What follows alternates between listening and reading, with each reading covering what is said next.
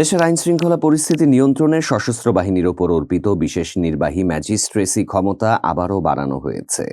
সরকার পঞ্চম দফায় এই মেয়াদ আরও 2 মাস অর্থাৎ 60 দিনের জন্য বৃদ্ধি করেছে। এই ক্ষমতা সশস্ত্র বাহিনীর ক্যাপ্টেন এবং এর ঊর্ধ্বতন পদমর্যাদার কমিশনপ্রাপ্ত কর্মকর্তাদেরকে প্রদান করা হয়েছে। জনপ্রশাসন মন্ত্রণালয় বৃহস্পতিবার 8 মে এক প্রজ্ঞাপনের মাধ্যমে এই সিদ্ধান্তের কথা আনুষ্ঠানিকভাবে জানিয়েছে।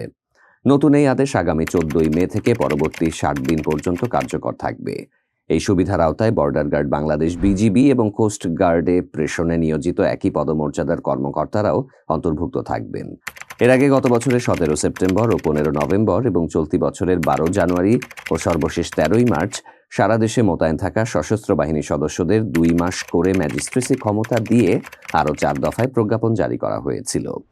জনপ্রশাসন মন্ত্রণালয়ে জারিকৃত সর্বশেষ প্রজ্ঞাপনে স্পষ্ট উল্লেখ করা হয়েছে, রাষ্ট্রপতির আদেশক্রমে জনস্বার্থে জারি করা এই আদেশ অবিলম্বে কার্যকর হবে।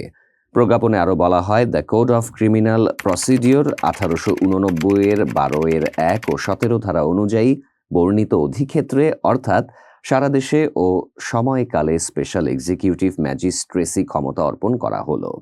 সশস্ত্র বাহিনীর ক্যাপ্টেন ও তদূর্ধ্ব সমমর্যাদার কমিশনপ্রাপ্ত কর্মকর্তারা সারা দেশে ফৌজদারি কার্যবিধি 1898-এর 64, 65, 83, 84, 86, 95-এর 2, 100, 105, 107, 109, 110, 126, 127, 128, 130, 133 এবং 142 ধারার অপরাধ নিয়ন্ত্রণে কার্যক্রম চালাতে পারবেন।